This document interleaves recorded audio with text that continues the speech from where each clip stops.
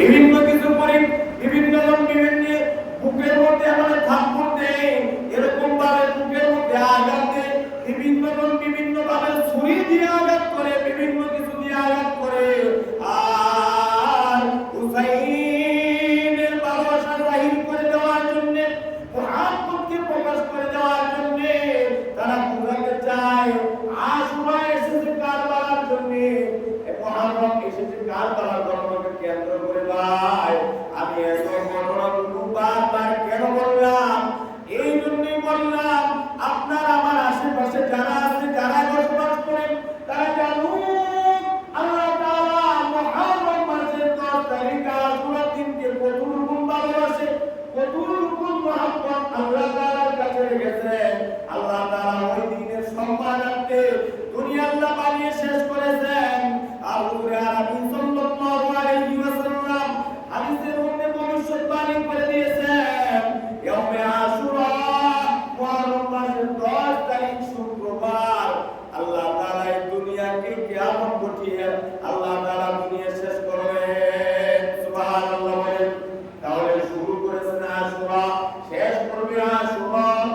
হযরত আদম আলাইহিস সালামকে পাঠিয়েছেন দুনিয়াতে আশুরা, তওবা কবুল করেছেন আশুরা। এরকম ভাবে জান্নাতে আল্লাহ তাআলা আদম আলাইহিস সালামকে পালন করে সিজদা করার জন্য হুকুম করেছে আশুরা দিন মুহররম মাসের 10 তারিখে। এরকম ভাবে বিভিন্ন ঘটনা আল্লাহ তাআলা ঘটিয়ে আল্লাহ তাআলা কি বোঝাতে চেয়েছেন? আল্লাহ তাআলার কাছে এই মাসের 10 তারিখ কতটুকু দামি, কতটুকু মূল্যবান এটা বোঝানোর জন্য। কিন্তু খুবই দুঃখ আর পরিতাপের বিষয়, আমাদের এলাকায়, আমাদের মহল্লায়, আমাদের সমাজের কিছু লোক মনে করে এই মুহররম মাস এসেছে কারবালার ঘটনার জন্য, কারবালাকে কেন্দ্র করে। তবে এটা অস্বীকার করার কোনো সুযোগ নাই যে কারবালার ঘটনা আল্লাহ তাআলা ঘটিয়েছেন আশুরা দিন, এটা অস্বীকার করার কোনো সুযোগ নাই। আল্লাহ তাআলা এই ফজিলতপূর্ণ দিনের মধ্যে ইমাম হুসাইনকে এরকম ভাবে তরবারির আঘাতে তারা এরকম ভাবে শহীদ করেছে। এই ঘটনা অস্বীকার করার মতো কোনো সুযোগ নেই। কেমন মর্মান্তিক ঘটনা বলতে গেলে গা শিউরে ওঠে। এমন মিথ্যা প্রলোভন দিয়ে যারা এটাকে মিথ্যার প্রলোভন দেখিয়ে বারবার চিঠি পাঠিয়েছে, বারবার খবর দিয়েছে, এখানে কারণ একটাই ছিল টাকা, কারণ একটাই ছিল ক্ষমতা। ইমাম হুসাইন রাদিয়াল্লাহু আনহুকে প্রথমে যারা খবর দিয়েছিলেন তাদের নিয়ত একরকম ছিল, আবার পরবর্তীতে ক্ষমতা টাকার লোভে নিয়ত পাল্টে গিয়েছে। এখানে মুনাফিক আব্দুল্লাহ বিন জিয়াদ এর নেতৃত্বে যে ঘটনা হয়েছে, বলতে গেলে সময় কুলাবে না, আমি শুধুমাত্র এতটুকু বলতে চাই, ইমাম হুসাইন রাদিয়াল্লাহু আনহুকে যে নির্মমভাবে তাকে শহীদ করে দেওয়া হয়েছে, এই ঘটনাটা একটা হৃদয়স্পর্শী। আর ঘটনা বলতে গেলে হৃদয় রক্তকরণ হয়। নামদারি মুসলমান যা করেছে এটা ভুলার নয়, এটাকে দিলে মানার মতো নয়, এটা আমরা মেনে নিতে পারি না। হুসাইন রাদিয়াল্লাহু আনহুর এই ঘটনা, কিন্তু আল্লাহ তাআলার বিধান, আল্লাহ তাআলা চেয়েছেন, আল্লাহ তাআলা এভাবে রেখেছেন, এভাবে হবে। এই কথা বলে ইমানদার মুমিন মুসলমান তারা ধৈর্য ধারণ করে। আর ইমাম হুসাইন রাদিয়াল্লাহু আনহু কি প্ল্যান ছিল, কি প্রোগ্রাম ছিল, তার উদ্দেশ্য কি ছিল, এর মেসেজটা যদি আমরা বুঝি, তাহলে ইমাম হুসাইন রাদিয়াল্লাহু আনহু আল্লাহ তাআলার কথাকে, আল্লাহ তাআলার প্রশংসাকে, নবী আরবি সাল্লাল্লাহু আলাইহি ওয়াসাল্লামের সুন্নতকে বাস্তবায়ন করার জন্য যে চিন্তা ফিকির করেছিলেন, এই চিন্তার ফিকির আমাদের মধ্যেও থাকার প্রয়োজন। যখনই আমি ইমাম হুসাইন রাদিয়াল্লাহু আনহুর ভালোবাসাকে জাহির করতে যাব, তখনই যেন আমি জেনে নেই ইমাম হুসাইন রাদিয়াল্লাহু আনহুর পোশাক কেমন ছিল, তার ব্যবহার কেমন ছিল, তার কথাবার্তা কেমন ছিল, তার তবিয়ত কেমন ছিল, সে কি সুন্নতে নববীর আদর্শে উজ্জীবিত ছিল কিনা। যদি সুন্নতে নববীর আদর্শে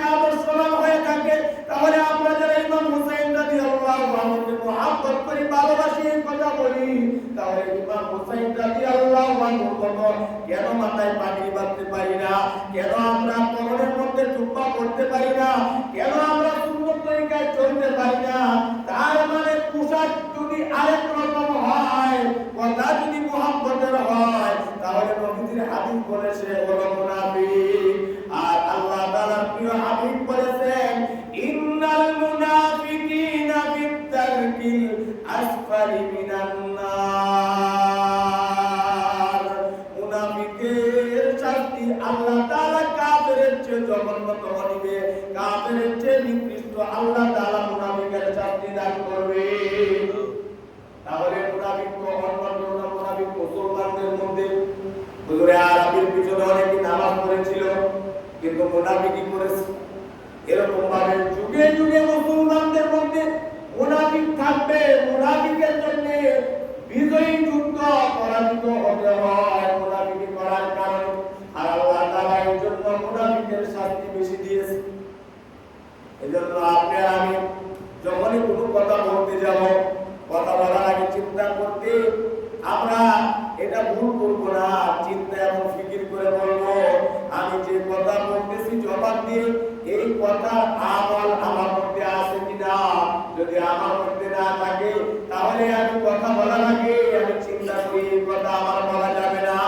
যে কথা বলার পরে আমার নিজের আমলি জিন্দেগিতে এই কথা আনা যাবে না, এই কথা লোক সমাজে বলা যাবে না।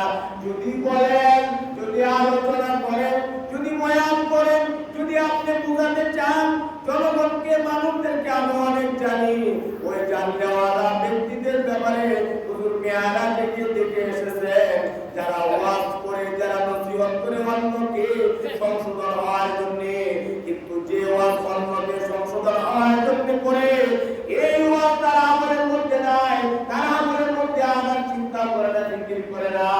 এই ওয়াজকে মজার জন্য, মানুষকে বোঝানোর জন্য, মানুষকে জাহির করার জন্য করে ওই সমস্ত লোক দিওকে এরকম ভাবে চিন্তা আগুনের কেসে দিয়া কাটতেছে, শাস্তি দিতেছে।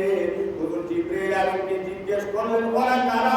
হুজুর আরবি সাল্লাল্লাহু আলাইহি ওয়াসাল্লাম কি জিবরাইল আমিন বললেন ইয়া রাসূলুল্লাহ, ইয়া হাবিবাল্লাহ, ওই সমস্ত আপনার উম্মত যারা অন্যকে উপদেশ দেয়, অন্যকে ওয়াজ করে, অন্যকে নসিহত করে, কিন্তু এই ওয়াজ, এই নসিহত তার আমলের মধ্যে সে আনে নাই।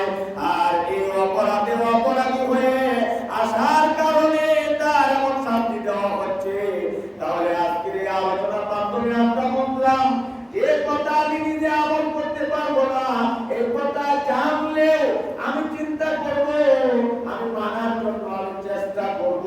যদি আমি এমন জরুরি হয়ে যায় এই কথাটা আমার আমলেতে নাই, আমি এই নিয়তে করি যে আমিও যেন আমল করতে পারি, অন্যরাও যেন আমল করতে পারে, নিয়ত যদি এমন হয় তাহলে আসামির কাজ করাতে আসামি হতে হবে না।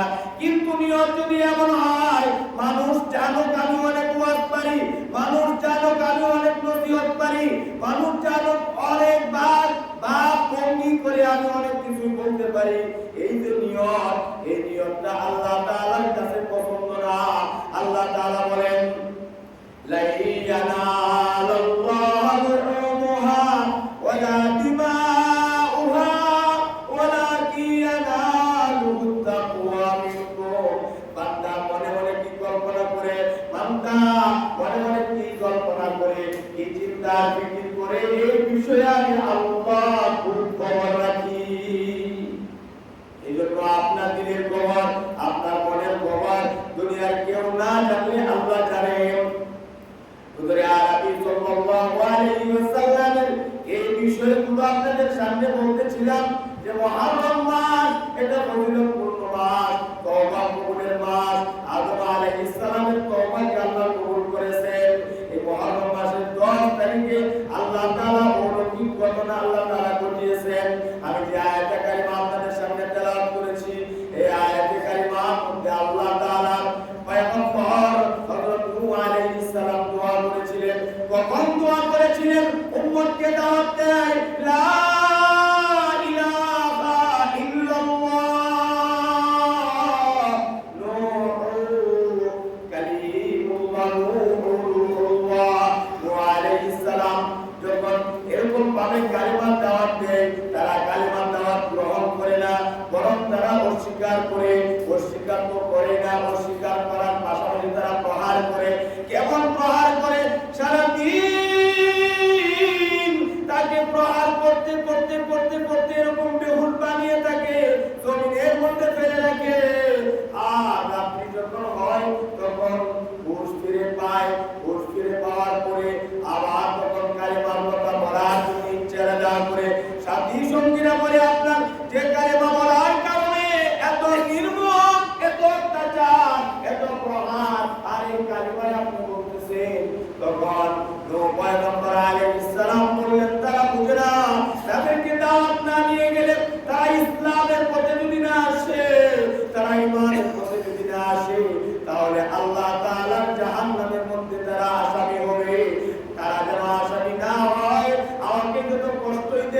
আমাকে যত মায়ের আমাকে যত প্রহার করুক তারা তো আর বুঝে না, তারা যদি বুঝতে এরকম আমাকে প্রহার করতো না।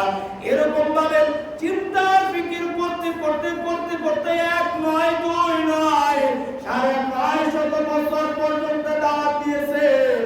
আর আপনি তাবিদ দেখতে পারেন না, কাটি কুটি দেখতে পারেন না, মৌলবি দেখতে পারেন না। চিন্তা করেন জাহিলি যুগের চেয়েও আপনার মন, আপনার দিল, আপনার চিন্তা আরো জঘন্য।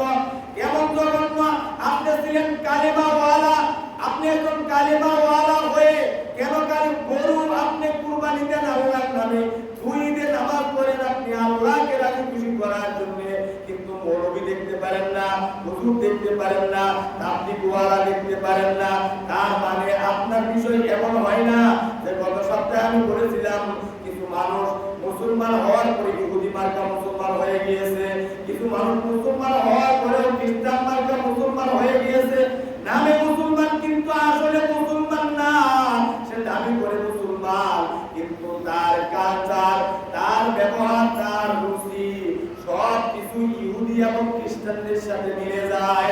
এই কথা আপনি মনে রাখিয়েন, এই কথা আপনি বিশ্বাস করিয়েন যে পুত্রের সাথে, যে লোকের সাথে আপনার মহব্বত হবে, ভালোবাসা হবে। হুজুর আরবি সাল্লাল্লাহু আলাইহি ওয়াসাল্লাম বলতেছেন, মান তাশাব্বাহা বিকওমিন ফাহুয়া মিনহুম। যে পুত্রের সাথে, যে মহল্লার সাথে, যে জাতির সাথে, যে রুচির সাথে আপনার রুচির মহব্বত লাগিয়ে দিবেন, তারা যদি জাহান্নামী হয় আপনাকেও জাহান্নামে যেতে হবে। এই জন্য কবি বলেছেন, সব সঙ্গে সর্ববাদ, অসৎ সঙ্গে সর্বনাশ। মুরব্বীরা বলতেন, মুরব্বীরা এরকম ভাবে বলতেন, যার আদব আছে তার কপাল ভালো হয়, যার আদব নাই তার কপাল অনেক পুরা হয়। কিছু মানুষের আদব নাই, আদব না থাকাতে অনেক আমল করার পরেও তাকে জাহান্নামী হতে হবে, কারণ আদব বড় দামি জিনিস। একজন আপনি মূল্যায়ন করলেন একজনকে, এই মূল্যায়নটা আল্লাহ তাআলার কাছে অনেক গ্রহণযোগ্য। সে মূল্যায়নের হকদার হোক আর না হোক, মানুষ হিসাবে আপনি আরেকজনকে মূল্যায়ন করতে হবে, সে আপনার কাছে এই মূল্যায়নের অধিকার রাখে। অথচ আপনি মূল্যায়ন করবেন তো দূরের কথা, আপনার একটু টাকা আছে, আপনার একটু অর্থ আছে, আপনার একটা পদ আছে, যে কারণে আপনি তাকে আপনি করে বলতে হবে, তাকে বলে এই দিদিয়া এই শুনে যা। তার মানে আরো প্রবল থাকে, তাদের সামনে আপনি কি বুঝান যে আমি যদি তাকে তুই করে ডাকি তাহলে মানুষ ভাববে, তারা বুঝবে আমি তাকে তুই করে বলতেছি, আমি মনে হয় অনেক বড় কিছু। অনেক কম পরিচিত মানুষের সামনে কিছু মানুষ এমন আছে, আর একজনকে সে ডাক দেওয়ার সময় এমন কথা, এমন বাক্য ব্যবহার করে তার নিয়মটাকে আমার আত্মীয় স্বজন যারা এখানে উপস্থিত তারা যেন বুঝে নেই, আমার গ্রহণযোগ্যতা, আমার সম্মান, আমার মর্যাদা ওই সমস্ত লোকের চেয়ে আরো বেশি।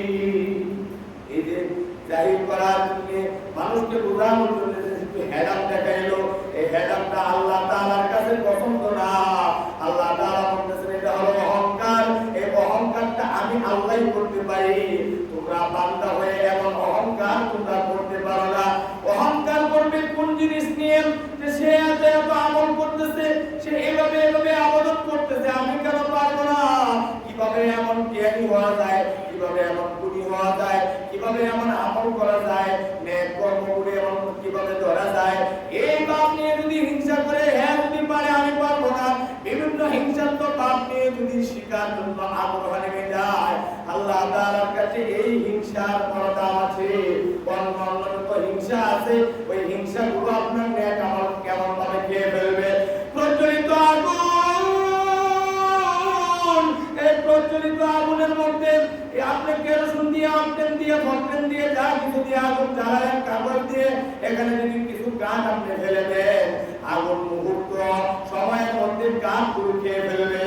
ঠিক তদ্রুপ মুমিন মুসলমানেরা শুনে রাখেন, আপনার ভিতরে যদি অহংকার থাকে, হিংসা থাকে, পরত্ব থাকে, তাহলে আপনি যত নেক করেন না কেন, যত আমল করেন না কেন, আগুন যেমন করে কাঠকে খেয়ে ফেলে মুহূর্তের মধ্যে, ঠিক তদ্রুপ আপনার অনেক অনেক নেক আমলগুলো হিংসা খেয়ে ফেলবে।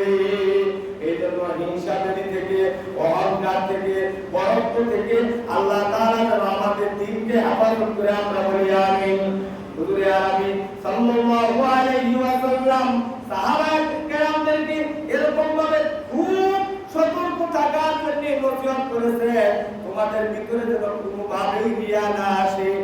রিয়া কোন জিনিসের নাম? রিয়া যখন আপনি পাগড়ি বাঁধবেন, আপনি যখন বেশি বেশি ইবাদত করবেন, আপনার হাতে যখন তাসবিহ থাকবে, যখন বলবেন সুবহানাল্লাহ সুবহানাল্লাহ সুবহানাল্লাহ আলহামদুলিল্লাহ আলহামদুলিল্লাহ, এরকম ভাবে যখন ইবাদত বন্দেগী বেশি বেশি করতে থাকবেন, তখন শয়তান আপনার দিলের মধ্যে এরকম ভাবে আসর দিবে। আপনাকে সুলাইমানে সালাম দেয়, লুকমানে সালাম দেয়, আব্দুর রহমানে সালাম দেয়, পাড়া মহল্লায় সবাই সালাম দেয়। তাহলে আপনি বড় খুব দামি মানুষ। শয়তান ভিতরে ঢুকে গিয়ে বলে, হে আব্দুর রহিম, তোরে তো গেদা ফেদা এরকম মুরব্বি যুবক নওজোয়ান সবাই তোমাকে সালাম দেয়, তুমি তো অনেক বড় কিছু হয়ে গেছো। ভিতরে ভিতরে শয়তান ঢুকে তার ভিতরে এরকম ভাবে তার ভিতরটি সে বলে আমি অনেক বড় কিছু হয়ে গেছি। সেই কারণে তার ভিতরে একটা বরত্ব ভাব আসে। এই বরত্ব ভাবের নাম হলো রিয়া। এই রিয়া যদি কারো ভিতরে থাকে, কোনো ইবাদত তার কাজে লাগবে না। তাহলে বুঝেন, ইবাদত করা সহজ, ইবাদত টিকিয়ে রাখা বড় কঠিন। আর গুনাহ করা বড় সহজ, গুনাহ করা বড় সহজ, পাপ কর্ম করা বড় সহজ। আদব ওয়ালা হওয়া কঠিন, আদব ওয়ালা হওয়া বড় কঠিন, কিন্তু বেয়াদব হওয়া বড় সহজ। বাড়ি করা বড় কঠিন, বাড়ি করতে গেলে বছরকে বছর বাড়ি দিতে হয়। আর বাড়ি যদি ভেঙে ফেলেন তাহলে বছর লাগবে না, অল্প সময়ের মধ্যে বাড়ি ভেঙে খান খান করে দিতে পারবেন। এইটা যদি বুঝেন, তাহলে আপনি যত আমল করেন না কেন, আমল করাওয়ালা ব্যক্তি কখনোই বেয়াদব হতে পারে না। অথচ বেয়াদব সে নিজে এটা স্বীকার করে না, এটা মেনে নেয় না, কিন্তু তার ব্যবহারে বলে সে বেয়াদব, তার কথায় বলে সে বেয়াদব, তার আচরণে বলে বেয়াদব। রাস্তায় বের হলে সে কোনোদিন কাউকে সালাম দেয় না। সে চায় আমি মুরব্বি, আমি বড় কিছু, আমাকে সবাই সালাম দিবে। হুজুর ইমাম সাহেব মসজিদে আমগর টাকা পয়সা কে আমরা তাহলে তার টাকা দিয়ে পয়সা দেই, খাওয়ান দিয়ে বিভিন্ন বেতন বেতন দেই। হুজুর আমগর সাথে দেখা হইলে শুধু হুজুরই সালাম দিবে। আমরা কি হুজুরের সালাম দেওয়ার দরকার আছে নি? সে আমগর হুজুর আমগরে সালাম দিব, কারণ আমি একজন মুরব্বি মানুষ, আমি সালাম হুজুরের কাছে পাও না। কোন এক মসজিদের ঘটনা এমন ইমাম সাহেব সভাপতি সাহেবকে সালাম দেয় নাই দেখিয়া বলতেছে আপনার ইমামতি করার দরকার নাই। এই সভাপতিরে মনে করেন আল্লাহ তাআলা কিয়ামতে কি শাস্তি দিবে, হাদিসে আমি এটা বলতে গেলে এই সময় ভুলাবে না। কারণ সে যদিও মনে করেন তার সরা কারণ নিয়ম ঠিক মতো আদায় করতে পারে না, সালাম দেয় না, যে কোনো কারণ হয়তো দেয় নাই, কিন্তু সে ওই আলেমের সাথে যে ব্যবহার করেছে, এই ব্যবহারের জন্য সারা জীবনের নেক আমল ধ্বংস হওয়ার জন্য যথেষ্ট। কারণ আল্লাহর প্রিয় হাবিব বলেছেন, কোন বংশের মধ্যে যদি একজন ব্যক্তি যদি কোন আলেমের সাথে বেয়াদবি করে, ওই বংশের মধ্যে শুধু ফ্যামিলি নয়, বংশ ভালো করে শিখেন, ভালো করে জানেন। গাজীপুরে অনেক মানুষ ছেলেকে হাফেজ বানাতে চায়, ছেলেকে আলেম বানাতে চায়। আমার কাছে আইসা বলে পানি পড়াবেন, তেল পড়াবেন, পানি পড়াও দিছি, তেল পড়াও দিছি, তাবিজও দিছি, বিভিন্ন কিছু দিছি, দেওয়ার পরে আরো যন্ত্রণা বাড়ে। তারপরে আমি হঠাৎ করে গভীরে নিবিড়ে তাকে জিজ্ঞেস করলাম, আপনার আত্মীয় স্বজনের মধ্যে কেউ কি কোন আলেমের সাথে বেয়াদবি করেছিল কিনা? তখন সে অপঘটে বলে ফেললো, একজন হুজুরকে কোনো কারণে বাজারের মধ্যে এসে অসম্মান করেছিল, আজ সে দুনিয়ায় নাই। তারপর আমি বললাম, যত পানি পড়া খাওয়া, যত ধরনের তেল পড়া তাকে দেওয়া হোক, যত যাই কিছু তাকে তোমার বাইকা তাকে দেওয়া হোক, এই বংশের মধ্যে কোনো আলেম হবে না। এটা হুজুরে আরবি আরো শত বছর আগে বলে দিয়েছেন। আর আজকের ওয়াজ থেকে আমরা মেসেজ নেই, সম্মানী ব্যক্তিদেরকে সম্মান করব, আলেম ওলামাদেরকে আমরা তাজিম করব, মুহররম মাসে বেশি বেশি তওবা করব। হুজুরে আরবি সাল্লাল্লাহু আলাইহি ওয়াসাল্লাম বলেছেন, আমার উম্মতেরা যেন হিংসা না রাখে, তাদের ভিতরে যেন রিয়া না আসে। যে রূপগুলোর কথা বললাম, আমাকে আমাদের সকলকেই যেন এই রূপ থেকে হেফাজত থাকার মতন তৌফিক আল্লাহ তাআলা যেন দান